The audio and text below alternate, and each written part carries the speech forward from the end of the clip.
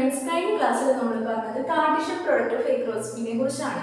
ഈ ക്ലാസ്സിൽ നമ്മൾ പറയാൻ പോകുന്നത് റിലേഷൻസ് ആൻഡ് ഫംഗ്ഷൻസ് മെയിൻ ആയിട്ടാണ്. സോ റിലേഷൻസ് എന്ന് പറഞ്ഞിട്ടുണ്ടെങ്കിൽ നമുക്ക് ഏതൊക്കെ റിലേഷൻ ഉണ്ട്, റിഫ്ലെക്സീവ്, സിമെട്രിക്, ട്രാൻസിറ്റീവ്, ഇക്വലൻസ് എന്നീ റിലേഷൻസ് നമുക്ക് പഠിക്കാനുണ്ട്. അത് കഴിഞ്ഞാൽ ഫംഗ്ഷൻസ് ആണ് 1, 1, on 2 എന്നിവയാണ് നമുക്ക് പഠിക്കാനുള്ള ഫംഗ്ഷൻസ് എന്ന് പറയുന്നത്.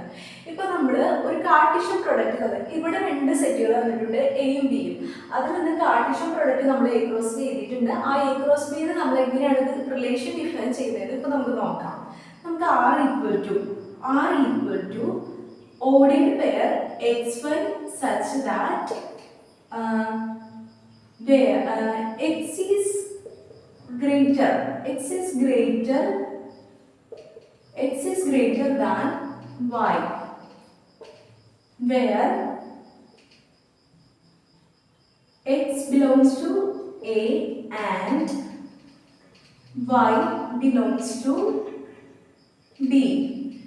സെറ്റ് ക്ലോസ് ചെയ്യാം. ഇതെങ്ങനെയാണ് കണ്ടുപിടിക്കാം? X y such that x is greater than y. X എന്ന് പറയുന്നത് വൈനേലും വലുതായിട്ട് വരുന്നു.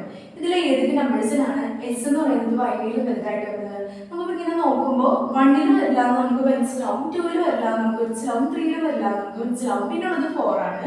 അപ്പോൾ നമുക്ക് വേഗം എടുത്ത് എഴുതാം. R equal to സെറ്റ് ഇട്ടിട്ട് 4 ഓർഡേഡ് പെയർ 4, 3 എന്ന് നമുക്ക് പെട്ടെന്ന് തന്നെ എഴുതാൻ പറ്റും. അത് കഴിഞ്ഞിട്ടുണ്ടെങ്കിൽ നമുക്ക് ഏത് നമ്പർ എഴുതാം? പിന്നുള്ളത് 5 ആണ്.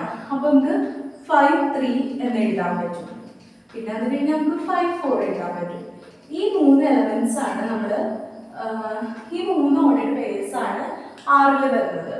സോ ഇപ്പോൾ ഒരു റിലേഷൻ ഡിഫൈൻ ചെയ്യാൻ നമ്മൾ പഠിച്ചു കഴിഞ്ഞു. നമ്മൾ നെക്സ്റ്റ് പഠിക്കാൻ പോകുന്നത് എങ്ങനെയാണ് ഒരു റിലേഷന്റെ ഡൊമെയിൻ കണ്ടുപിടിക്കുന്നതെന്നാണ്. അതിന് മുമ്പ് നമുക്ക് ഇമേജിനെ കുറിച്ച് പഠിക്കാം. ഇപ്പോൾ ഒരു ഓർഡേഡ് പെയർ എ നമുക്ക് തന്നിട്ടുണ്ടെങ്കിൽ ഇതില് ബി എന്ന് പറയുന്നത് എയുടെ ഇമേജ് ആണെന്ന് നമുക്ക് പറയാൻ കഴിയും. അങ്ങനെയാണെങ്കിൽ ഇപ്പൊ നമ്മൾ ഇതിന് ഏതെങ്കിലും നമ്പേഴ്സ് യൂസ് ചെയ്യാണ്, അതായത് 1, 3, ഇതിൽ ഏതായിരിക്കും ഇമേജ്? സെക്കൻഡ് എലമെന്റ് എന്ന് പറയുന്നത് ഫസ്റ്റ് എലമെന്റിന്റെ ഇമേജ് ആയിരിക്കും. സോ ഇതിൽ 3 ആയിരിക്കും ഫസ്റ്റ് എലമെന്റിന്റെ ഇമേജ് എന്ന് പറയുന്നത്. സോ ഇമേജിനെ കുറിച്ച് മനസ്സിലായല്ലോ. ഇനി നമുക്ക്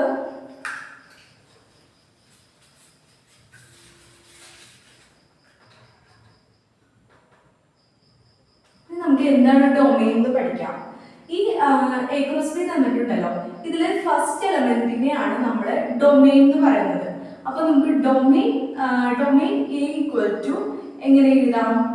1, 2, 3, 4, 5 എന്ന് എഴുതാലോ. പിന്നെ റേഞ്ച് എന്തായിരിക്കും? റേഞ്ചിന് നമുക്ക് ഏന്നല്ല ഡൊമെയിൻ തന്നെ ഡിനോട്ട് ചെയ്യാം. പിന്നെ ഒരു കൺഫ്യൂഷൻ ഉണ്ടാവുന്ന കാര്യമില്ലല്ലോ. അപ്പോൾ ഡൊമെയിൻ ഈക്വൽ ടു 1, 2, 3, 4, 5 എന്ന് എഴുതി. ഇനി നമ്മൾ റേഞ്ചാണ് കണ്ടുപിടിക്കാൻ പോകുന്നത്. സോ റേഞ്ചിന് നമുക്ക് എങ്ങനെ എഴുതാം? റേഞ്ച് എന്ന് പറയുന്നത് സെക്കൻഡ് എലമെന്റിനെയാണ് നമ്മൾ മെയിനായിട്ട് റേഞ്ച് എന്ന് പറയുന്നത്. അപ്പോൾ ഇതിൽ സെക്കൻഡ് എലമെന്റ് എന്ന് പറയുന്നത് 3, 4, 5, 6, 7 അത്രയും നമ്പേഴ്സ് ആണ്. സോ നമ്മൾ റേഞ്ചും കണ്ടെത്തി. ഇത് നമ്മൾ കണ്ടുപിടിക്കാൻ പോകുന്നത് കോഡൊമെയിൻ ആണ്. കോഡൊമെയിൻ എങ്ങനെ എഴുതാം? കോഡൊമെയിൻ എന്ന് പറയുന്നത് വോൾ സെറ്റ്, ബി എന്ന് പറയുന്ന സെറ്റിനെയാണ് നമ്മൾ കോഡൊമെയിൻ എന്ന് പറയുന്നത്. സോ നമുക്ക് 3, 4, 5, 6, 7 എന്ന് കോഡൊമെയിൻ എഴുതാം. ഇതിലൊരു കാര്യം നിങ്ങൾക്ക് മനസ്സിലായി കാണും. ഈ റേഞ്ച് എന്ന് പറയുന്നത് എന്താ? Subset or equal to codomain ആയിരിക്കും. ഡൗട്ട് ഉണ്ടെങ്കിൽ നിങ്ങൾക്ക് എഴുതി നോക്കാവുന്നതാണ്. ഇനി ഇത് ഓർക്കാൻ വേണ്ടിയിട്ട് ഒരു റിലേഷൻ എഴുതുമ്പോൾ ഓർക്കാൻ വേണ്ടിയിട്ടുള്ള ടിപ്സ് പറഞ്ഞുതരാം. ഒരു റിലേഷൻ നമ്മൾ എപ്പോഴും ഡിഫൈൻ ചെയ്യുന്നത് സെറ്റ് ബിൽഡർ ഫോമിൽ അല്ലെങ്കിൽ റോസ്റ്റർ മെത്തേഡിലായിരിക്കണം. പിന്നെ സെക്കൻഡ് ടിപ്സ് എന്ന് പറഞ്ഞിട്ടുണ്ടെങ്കിൽ നമ്മളിത് എഴുതുമ്പോൾ നമ്മൾ വിഷ്വൽ റെപ്രസെൻറ്റേഷൻ ആയിട്ട് ആരോ ഡയഗ്രാം തന്നെ യൂസ് ചെയ്യണം. തേർഡ് മെത്തേഡ് എന്ന് പറഞ്ഞിട്ടുണ്ടെങ്കിൽ തേർഡ് മെത്തേഡ് നമ്മൾ ഓർത്തിരിക്കുന്ന മെത്തേഡാണ്. സോ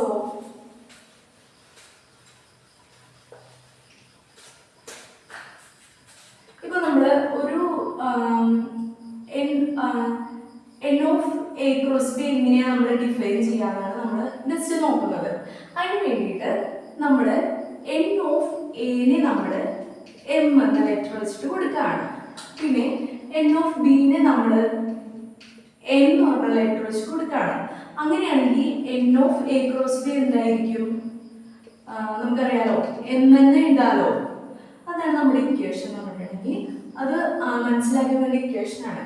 നെക്സ്റ്റ് നമുക്ക് number of A cross B, number of A cross ബിനെ വേറൊരു തരത്തിൽ എഴുതാം. അതായത് number of A cross B raise to 2 raise to m എന്ന് പറഞ്ഞ് നമുക്ക് എഴുതാൻ പറ്റും. n ഓഫ് എ m ആണ്, n ഓഫ് ബി എന്താണെങ്കിൽ n of A cross B m n ആണ്, n of A cross B total 2 raise to m n ആണ്. ഇത്രയുമാണുള്ളത്. ഇനി നമുക്ക് നാലാമതായിട്ട് പഠിക്കാനുള്ളത് ഇൻവേഴ്സ് തിയറം ആണ്. ഇൻവേഴ്സ് തിയറത്തിൽ ഒരു റിലേഷന്റെ ഇൻവേഴ്സ് എന്താ പറയാ, എങ്ങനെയാ പറയാ? ഒരു റിലേഷന്റെ ഇൻവേഴ്സിനെ ആർ ഇൻവേഴ്സ് എന്നാണ് നമ്മൾ പറയുന്നത്. സോ ആർ ഇൻവേഴ്സ് നമ്മൾ എങ്ങനെ എഴുതും? Ordered pair x y such that, sorry x y അല്ല, നമുക്ക് എ ബി വെച്ചിട്ട് നോട്ട് ചെയ്യാം. A b such that pair a b such that a b belongs to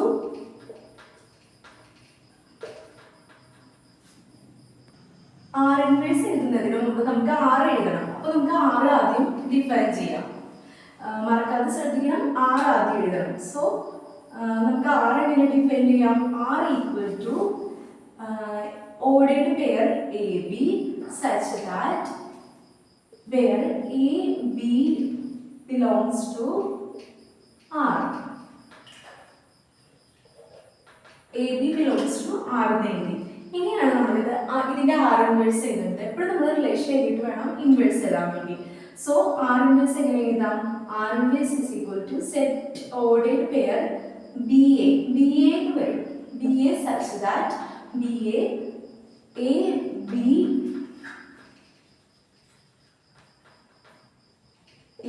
B belongs to R. ഇങ്ങനെയാണ് നമ്മൾ റിലേഷനെ define ചെയ്യുന്നത്. ഇനി മെയിൻ ആയിട്ട് domain, domain R inverse എന്ന് പറയുന്നത് ഓർത്തിരിക്കേണ്ടതാണ്. Domain R equal to range R inverse ആയിരിക്കും. ഇനി range R inverse, range R equal to domain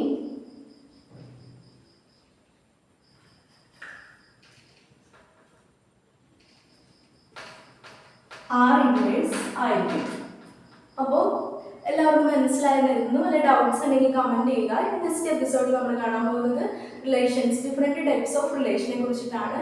so എല്ലാവരും വാച്ച് ആൻഡ് സീ.